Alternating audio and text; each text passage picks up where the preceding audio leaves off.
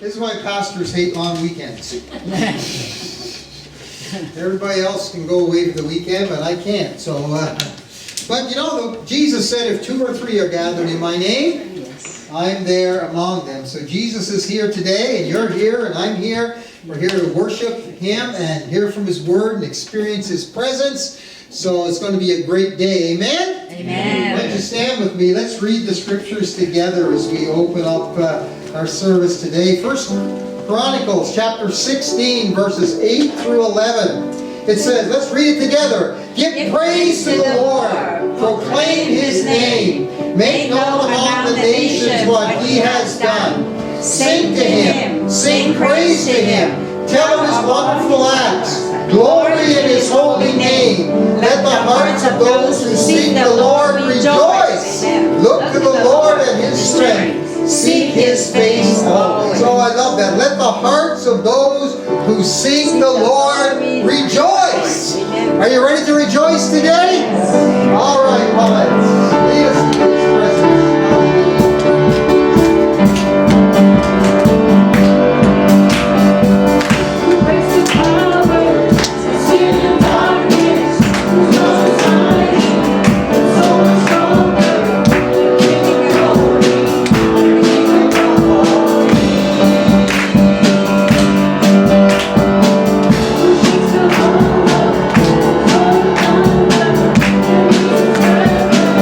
Thank you.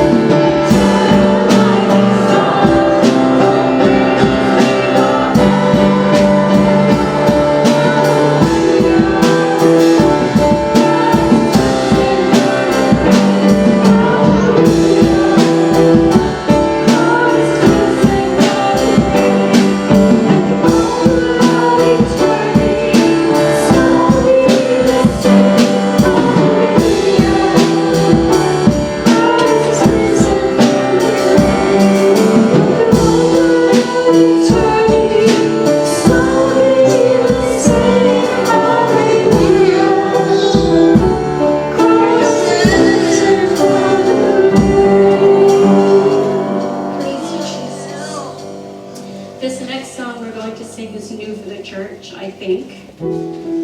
I haven't sang it well since we've been here. But I discovered it almost, I shouldn't say anything is by accident, but I came across this song. Some of you might know it's called I Speak Jesus.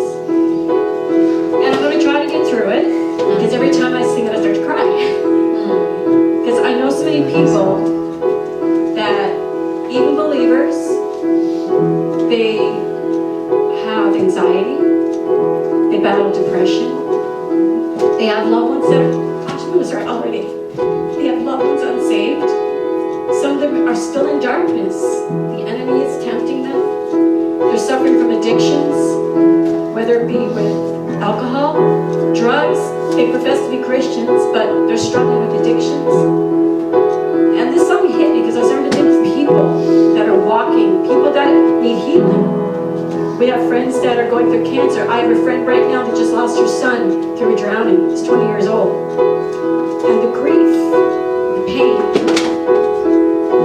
But we speak Jesus. I just want to speak the name of Jesus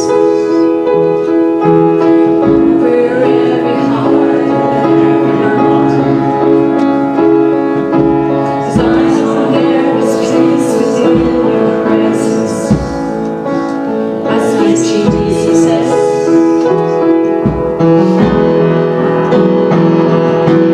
I just want to speak the name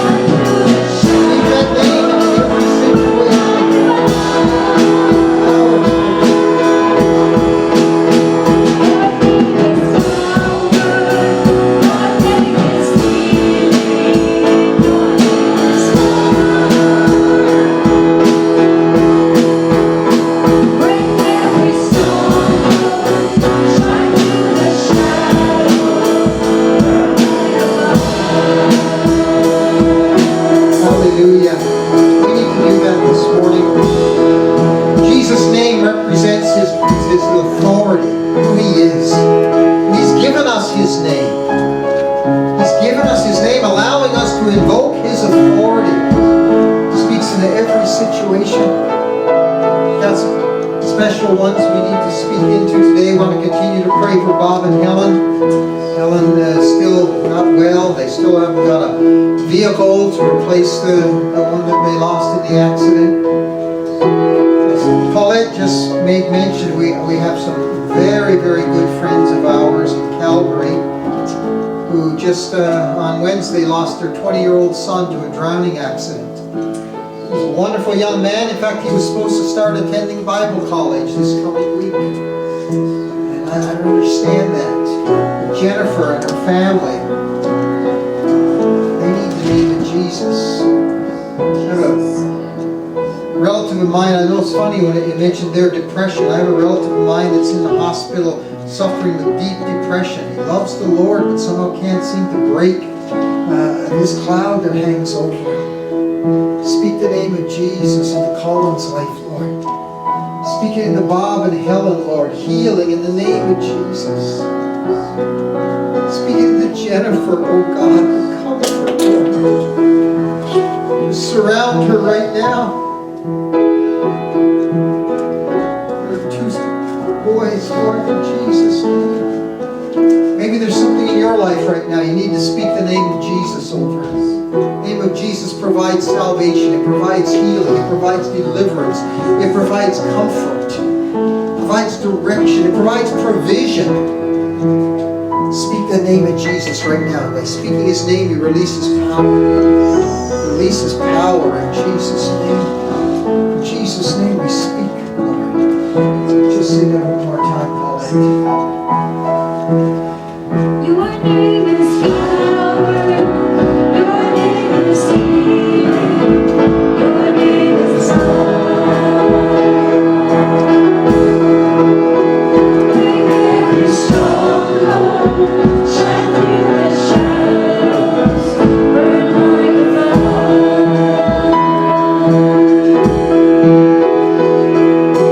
I just want to speak the name of Jesus Amen. Jesus. over every heart and every Lord saves. 'Cause I know there is peace within your presence. I speak Jesus. Lord, over every situation, every need, every life, we invoke the power of Jesus' name. We thank you, Lord. It's the name that every knee will bow and every tongue will confess. We thank you that we can confess it now. Jesus is my Savior. Jesus is my Lord. And in that marvelous, matchless, highest name, we pray these things. Amen. Amen. Praise the Lord. Praise the Lord. Yeah, you may be seated. Thank you, worship team. As you know, this is the start of football season. Our high school team, we played Friday night. And I was at my first Huskies game last night. And so I thought this funny picture would be appropriate for, this is mostly aimed at my wife, but we can all laugh at it. Honey, do you have anything to say before football season starts? Okay, that's good. She's fine with it. All right, praise the Lord. Praise the Lord. I've been long accustomed to it. Long accustomed to it, that's right. Okay, let me get set up here. We're in a series about David. Last week we talked about David throughout his life and how God moved him from one position to another and how he was completely faithful in those positions, and because it became the very best he could be no matter what God had called him to do, and because of that God honored him and promoted him, and he became the greatest king of Israel. Today I want to go back to the beginning of David's story, how God chose him. Why would God choose this guy, David? So we're reading from 1 Samuel chapter 16, reading from verse number 1. It says, "The Lord said to Samuel, 'How long will you mourn for Saul, since I have rejected him as king over Israel? Fill your horn with oil and be on your way. I'm sending you to Jesse of Bethlehem. I have chosen one of his sons to be king.' But Samuel said, 'How can I go? If Saul hears about it, he will kill me.' The Lord said, take a heifer with you and say, I have come to sacrifice to the Lord. Invite Jesse to the sacrifice, and I will show you what to do. You are to anoint for me the one I indicate. Samuel did what the Lord said. This part I find funny. You know how I find things humorous in the Bible? So remember, Samuel is the great prophet of God, right? I love this part.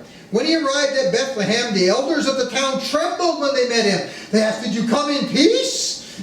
Like, here comes the prophet Samuel. Uh-oh. Samuel said, I have come, yes, in peace. Whew. I have come to sacrifice to the Lord. Consecrate yourselves and come to the sacrifice with me. Then he consecrated Jesse and his sons and invited them to the sacrifice. When they arrived, Samuel saw Eliab and thought, surely the Lord's anointed stands here before the Lord. But the Lord said to Samuel, do not consider his appearance or his height, for I have rejected him. The Lord does not look at the things people look at. People look at the outward appearance, but the Lord looks at the heart. Then Jesse called Abinadab and had him pass in front of Samuel. But Samuel said, the Lord has not chosen this one either. Jesse had Shammah pass by, but Samuel said, nor has the Lord chosen this one. Jesse had 7 sons pass before Samuel, but Samuel said, the Lord has not chosen these. So he asked Jesse, any more sons? Are these all the sons you have? Well, they're still the youngest. Jesse said, he's tending the sheep. Send for him. We will not sit down until he arrives. Then he sent for him and brought him in. He was glowing with health, had a fine appearance and handsome features. You know, kind of like me.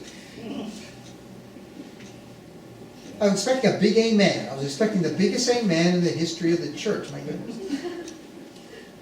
The Lord said, rise and anoint him. This is the one. So Samuel took the horn of oil and anointed him in the presence of his brothers. And from that day on, the Spirit of the Lord came powerfully upon David. And Samuel went to Ramah. So, again, Samuel had anointed King Saul. And he failed as a king. So here's Samuel. When this story opens, he's mourning for Saul. Sitting there, you know, moping, oh, Israel's in a mess. Saul has failed. I anointed him. Did I mess that up? Lord, he's the one you told me. So finally God comes. Samuel, smarten up. He said, stop sitting there mourning and pining for Saul. Get down to Bethlehem. And you're going to go to Jesse's house, and I got one of his sons that's going to be the next king over Israel. And he actually said, you know, he's a man after God's own heart, which is the series we're going through. Samuel thinks, well, wait a minute. If I go down to Bethlehem to anoint a new king, so King Saul hears about it, he's going to have my head. And another part I like about this story, that God can be sneaky too. God says, just go down there. I mean, he wasn't lying. He actually would say, go down there and say, you're come to offer a sacrifice. Big thing. Just invite Jesse and his family, and I'll show you which of his sons. So Samuel goes down, and again, I love this part. He shows up, and the elders, oh no, Samuel's here. What did we do wrong? Is fire going to come down from heaven, you know, on us? Samuel's on here in peace. Just chill. So he calls in Jesse, and he brings his sons. And he goes through all 7 of the sons we see. The first 7 anyway, the 7 oldest.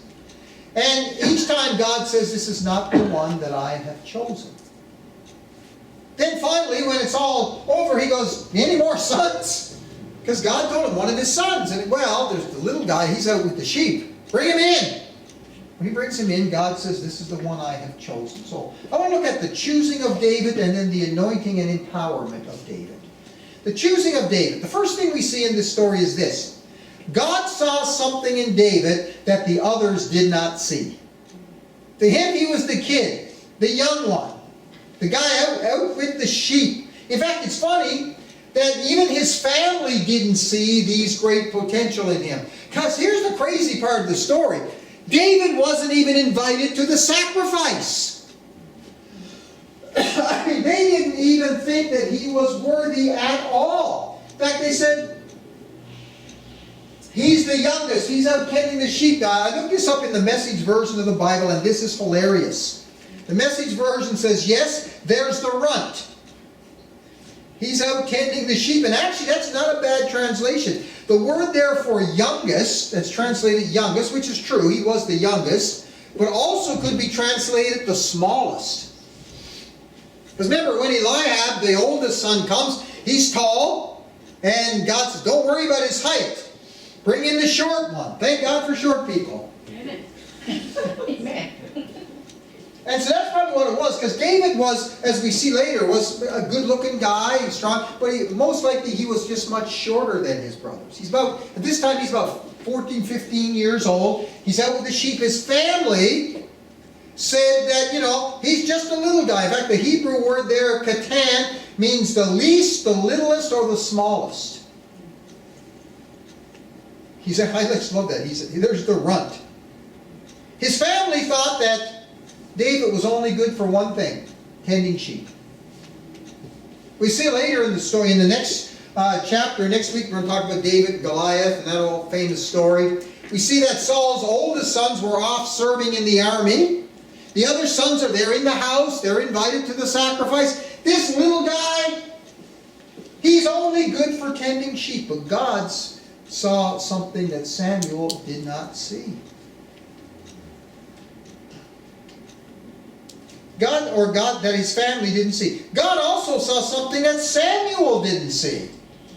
Okay? Even Samuel, the mighty prophet of God, when he sees Eliab, he says, surely the Lord's anointed stands as big, strong, strapping, tall, impressive guy. But Samuel did not see until David was brought before him. That kind of humbled me a lot when I saw that. In fact, the NLT version says, the Lord doesn't see the things the way you see them. He said that to Samuel. Do not consider his... I've often quoted that verse. God, don't consider his appearance. God doesn't look at the outward appearance. He looks at the heart. He said that to Samuel, not to the rest of the family there. Reminded me of a story years ago when I was pastoring in South Burnaby. We were at a church was doing well, but we didn't have any children's. We had a nursery, preschool ministry, but we never had a children's church ministry, and we were having some new people were coming with children. And I was like, oh boy, we got to get something going here. So I made this announcement this Sunday. We are looking for someone to lead our children's ministry. Somebody was interested, please let me know, to do like children's church and all that. And I was even, as a pastor, you have people in mind. Well, you wouldn't believe what I have in mind for some of you people. And, and I approached people, and there was a man in the church. He was a single dad. His parents came to the church. He used to come with his two boys who were, elementary school age. He was quiet. He used to come and just sit in church. If you went up to him, how are you? Okay.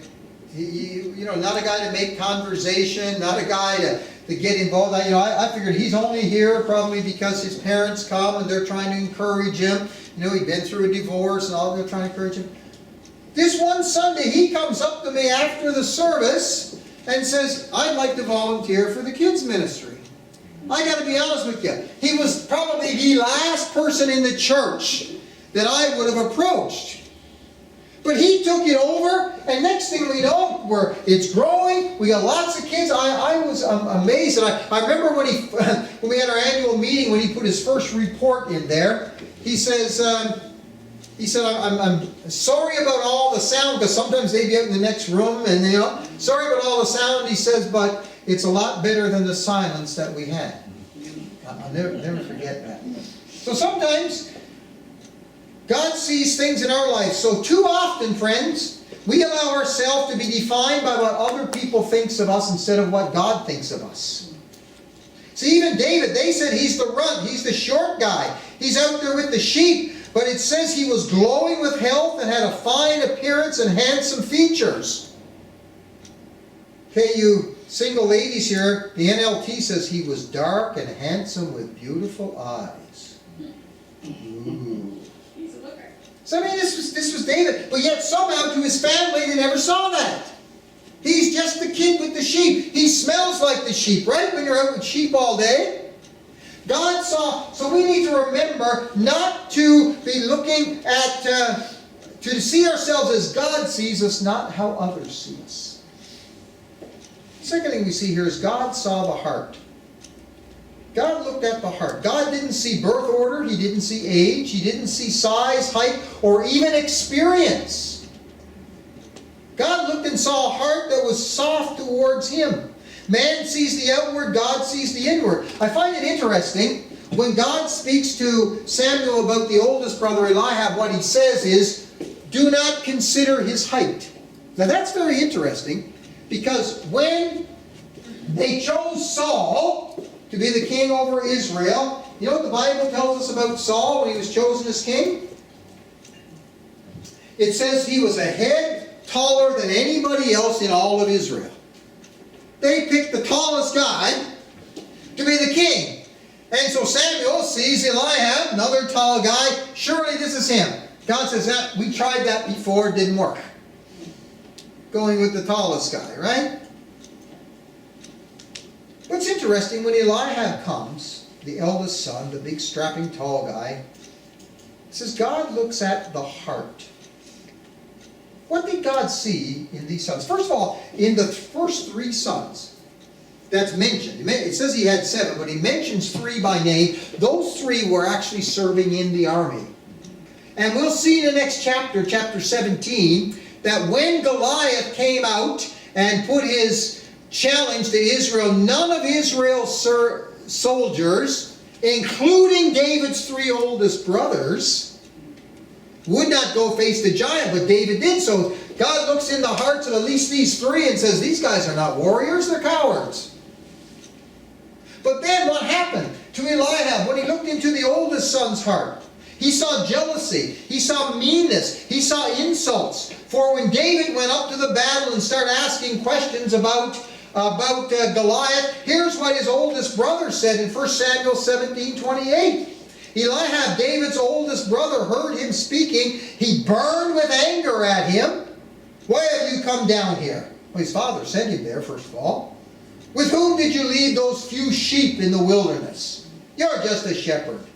I know how conceited you are and how wicked your heart is.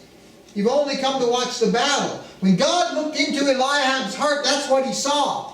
A guy who was jealous, a guy who was mean-spirited, a guy who was insulting, a guy who was judgmental. God looked into David's heart and saw a man after his own heart. But this is when God looks at the heart.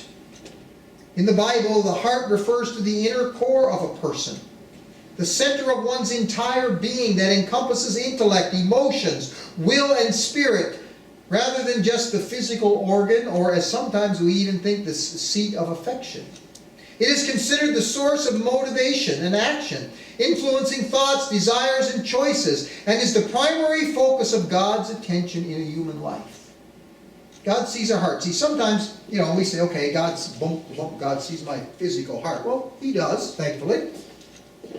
But usually we often use the heart to refer to emotions. I mean, around Valentine's Day, what do we see? Hearts everywhere. Kind of silly when you think about it. The heart doesn't have anything to do with emotions. I did this spiel one time, it's kind of funny, about that. I said, what if our emotions are in our brain, in our head. So what if we, instead of saying heart, said head? Honey, I love you with all my head. Oh man, when that happened, it really broke my head. Look at what happened in church. Come and give your head to Jesus.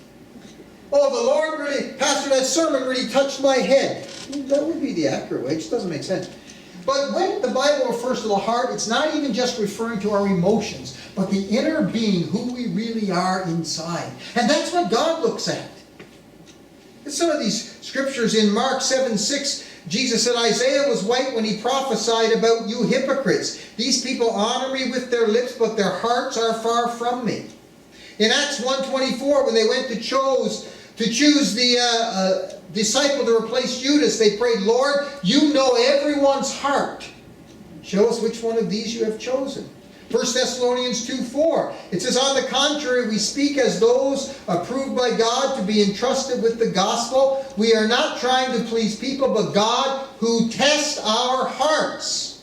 Then the Bible goes on to tell us in Hebrews, the Word of God is active and sharp, sharper than any double-edged sword. It pierces even to the dividing soul and spirit, joints and marrow. It judges the thoughts and attitudes of the heart.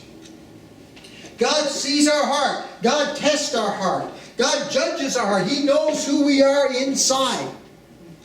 He knows the core of our being. Are we people of character? Are we people of faith? Are we people of integrity? Are we people of kindness? Are we people of love? Are we people of forgiveness? God sees the heart, friends. That's how God evaluates you and I. In this world we live, we'll judge by our appearance. We're judged by our education. We're judged by our financial status. We're judged by our job, by our possessions. What kind of car you drive, how big a house you live in, what your title is, how many degrees you have behind your name, how much money you make, what kind of clothes you wear, your hairstyle. All these things is how people in this world will judge us. But I want you to know the great news is God looks past all that and He sees a heart. And He's looking for a heart like after His heart. That's what God's looking for. And that's what He sees. And in our contemporary society, we are too much influenced by this. Proverbs 21:2. A person may think their own ways are right, but the Lord weighs the heart. God judges differently than humans do. Man looks at the face, God looks into the heart. I want to show you something. Let's put up this next slide here. Oh, okay, let's go back. Yeah, I thought I had the pictures first. 1 Corinthians 1:27-29 says this, but God chose the foolish things of the world to shame the wise. That's one of my favorite verses. God chose the foolish things. Thank you, Lord. God chose the weak things of the world to shame the strong.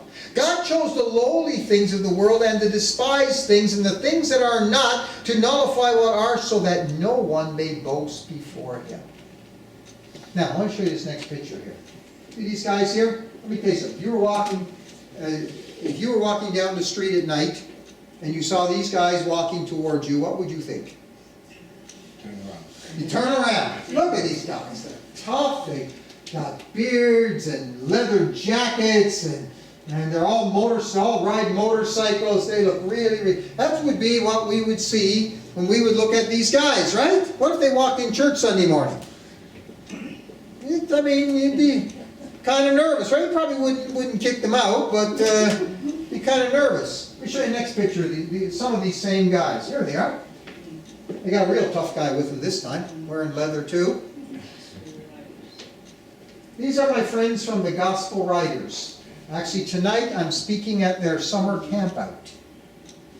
They are strong believers in Jesus. They go around sharing the gospel using their love of motorcycles. Some of them were saved out of bike gangs and all these things. They are just tremendous guys. This is Stan and Frank and Dan, who's now with the Lord.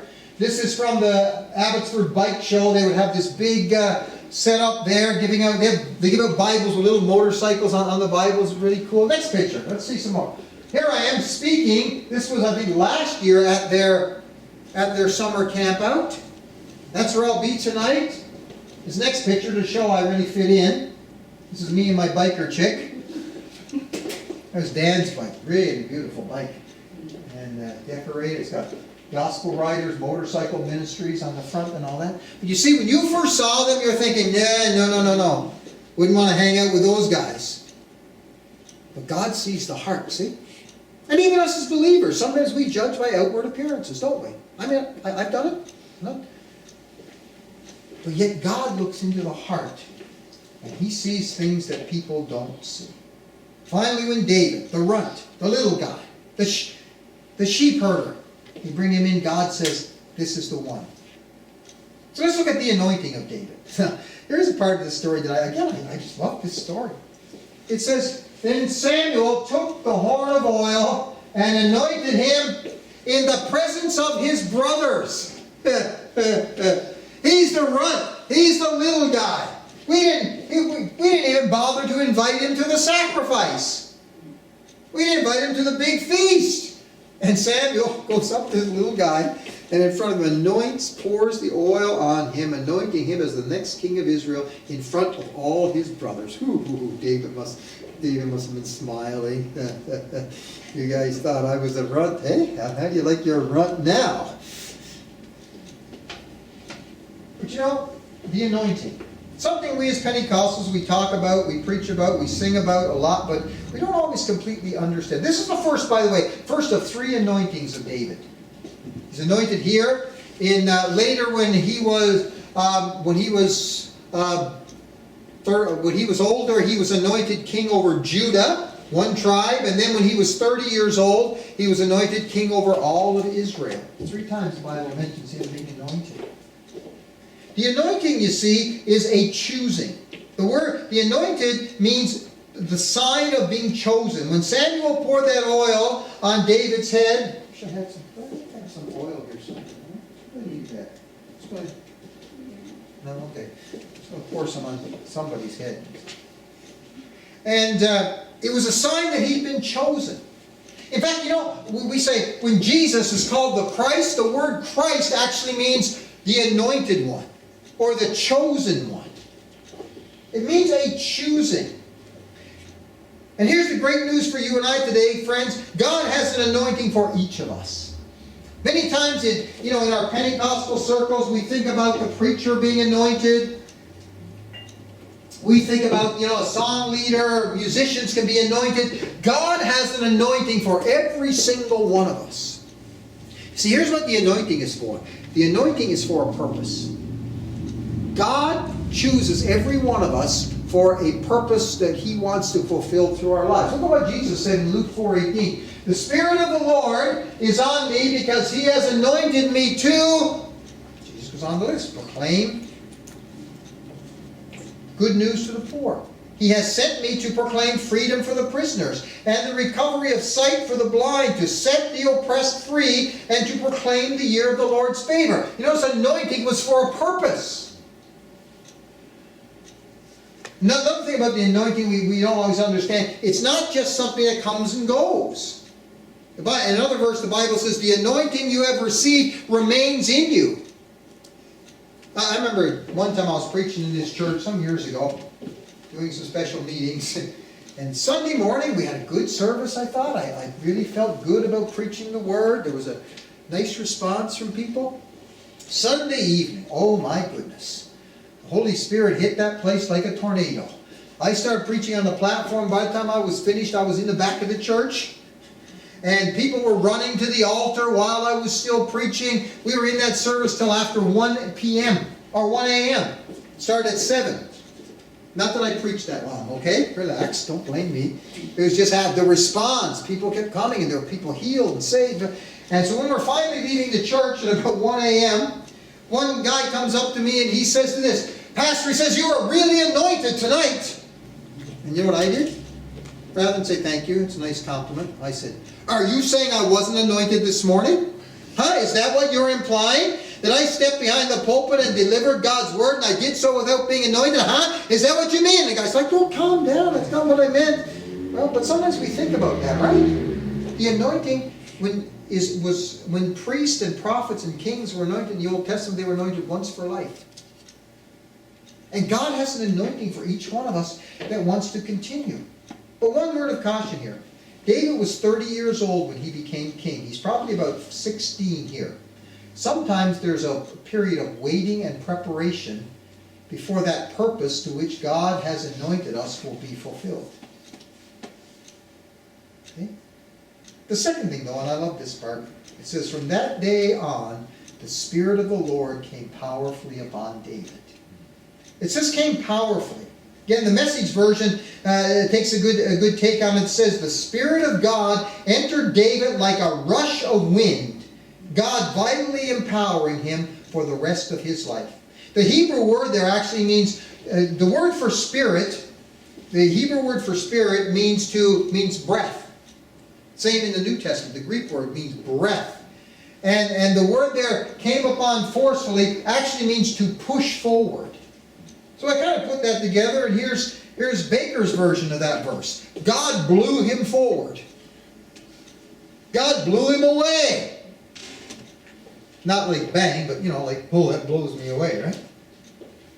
David, the breath of God breathed into his life with tremendous power, and it blew him forward. That's why he was able to go and defeat the giant.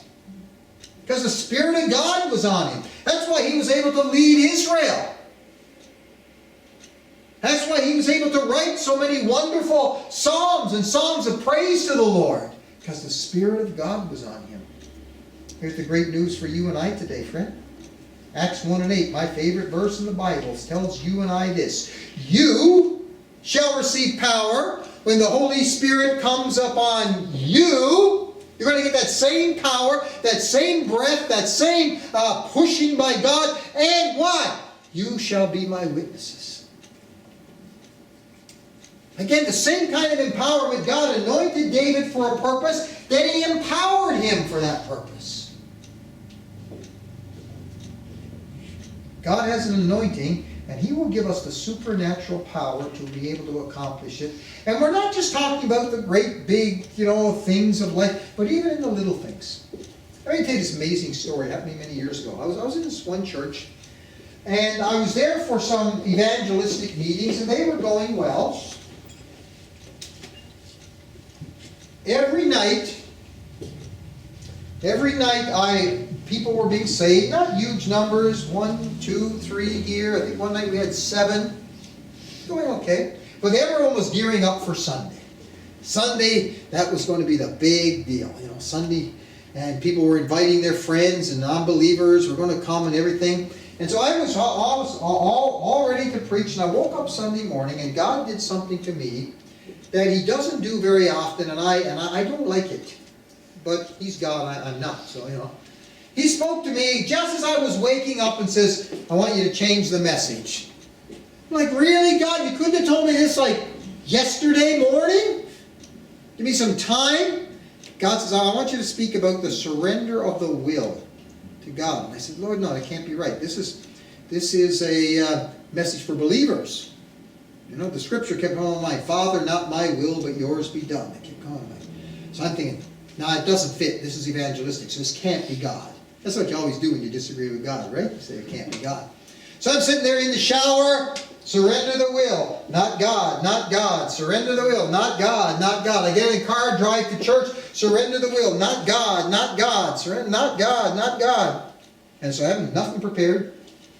I get to the church, I walk in, and the usher hands me a bulletin. Remember when churches used to have bulletins? And all the announcements and all that was in there. But on the cover of the bulletin, there was a picture. It was a picture of a lake with some trees and a mountain behind it. And written on the front of the bulletin was a scripture verse. Father, not my will, but yours be done.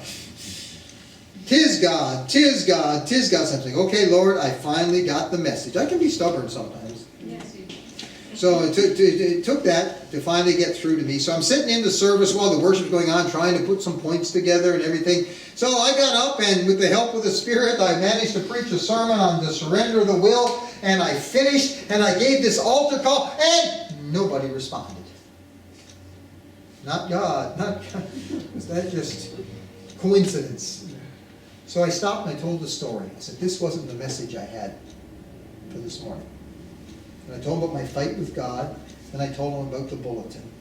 And as soon as I said that story, a man jumped up. There was about 200 people in the church, jumped up from his seat and ran to the altar, sobbing, crying. And about 50 people ran behind him to pray with him.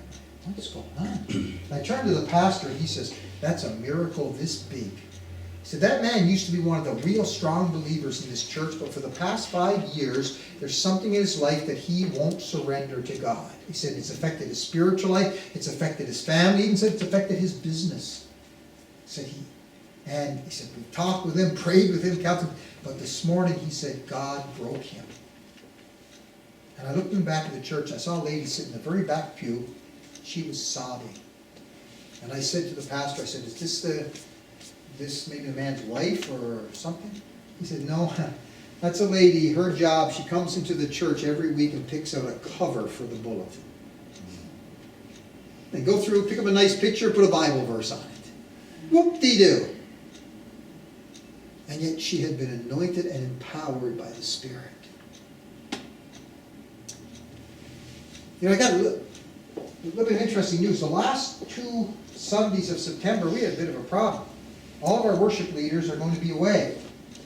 We had a short meeting last week, and 2 of our younger worship team members, Naomi and Winston, they agreed to lead worship on those 2 Sundays. And Naomi and Winston, God's got an anointing and empowering for you. You're going to do great. Yes, preparation, but God is going to take that effort that you give that you think is not adequate, and I can see you both looking at me. God's, like David, God's going to put an empowerment on you. You're not just the runt of the litter. God's got an empowerment with you for that. And you just play instruments. And every area where you're involved in this church, no matter what you are doing, when we come out for that community outreach, God's going to put an empowerment on us. Because God not only anointed David, He empowered him. Gave him the ability to do that which God had chosen him to do. There was a choosing, but there was an empowerment. You know what's funny about that? It says, when King Saul fell out with God, it says the Spirit of the Lord departed from Saul. And now it's on David. Friends, this morning I want you to know something. God has chosen you for some purpose in His kingdom. Jesus said this, you did not choose me, but I chose you and appointed you that you might go out and bear fruit. That's what. Bear fruit.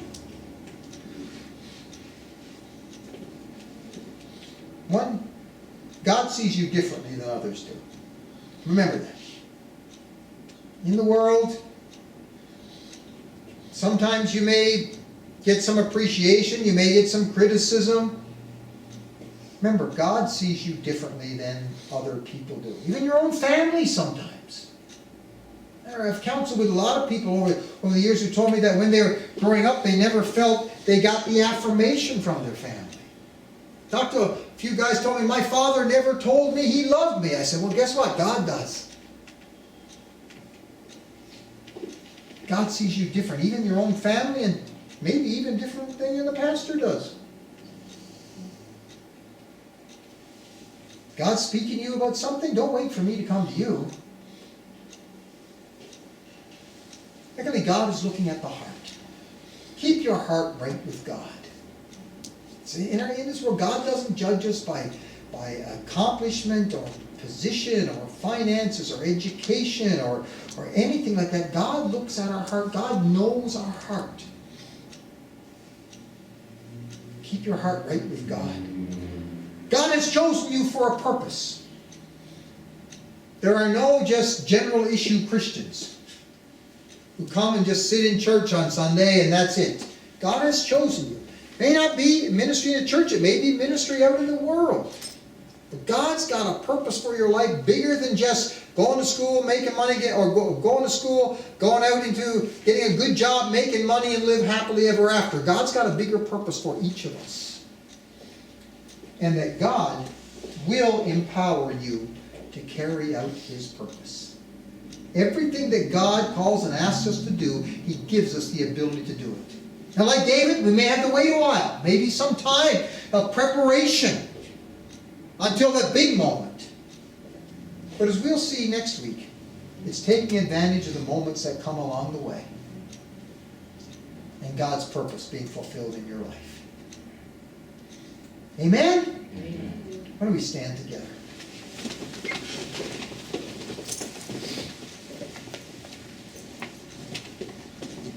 Spirit of God, you have a purpose for each one of us. Lord, just begin to speak into our hearts, even right now. Lord, I want you to come play something softly on the piano. Lord, speak to us right now. Lord, you have an anointing. Lord, I just pray right now even, the anointing oil would just flow over each one of us right now. Lord, the wind of the Spirit. Lord, on the day of Pentecost, it said the Spirit came like a mighty rushing wind.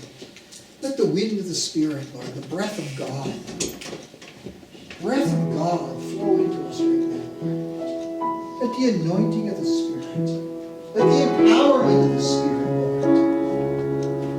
Lord, you have a purpose.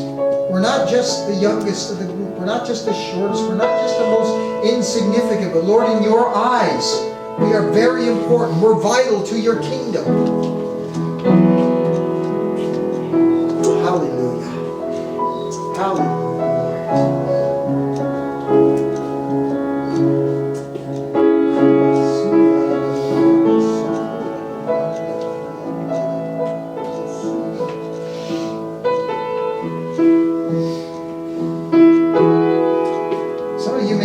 This morning and just out there with a few sheep. Well, as we talked about last week, David was faithful with those sheep. He defended them, he protected them, he fed them. Later, God said to David later, he says, you will shepherd my people Israel. God used something from his job to help build the kingdom of God. Because he was a good shepherd, a faithful shepherd, but he wasn't just a shepherd. God saw the big potential. And God sees it in every one of us. Every one of us. God sees great potential to serve him, to impact the world for him. So Lord, in Jesus' name, we thank you for your word this morning. I pray, Lord, first we'll all realize how special we are to you. Lord, no matter how people look at us, no matter how our family looks at us, no matter how our employer looks at us, Lord, we are special to you. Lord, I pray also, Lord, we would keep our hearts right with you. Lord, we know we struggle with sin and temptation. We're not perfect, but Lord, I pray our hearts would stay soft and turn towards you, seeking after you, Lord. Lord, you have an anointing for each one of us, saying you have chosen us for a particular role in your kingdom. Lord, I pray with that anointing there would just come an empowerment of the Spirit. We would step out, and even when we face challenges, even when we face giants, we'll step up because we are empowered by the Spirit. Thank you for this, Lord. Thank you for choosing us. In Jesus' name I pray. Amen. Amen. God bless you, folks. Okay, next Sunday we'll talk about when David went to fight that big old giant and why God used him in such a powerful way. Go have a great week and go and live out your purpose for Jesus.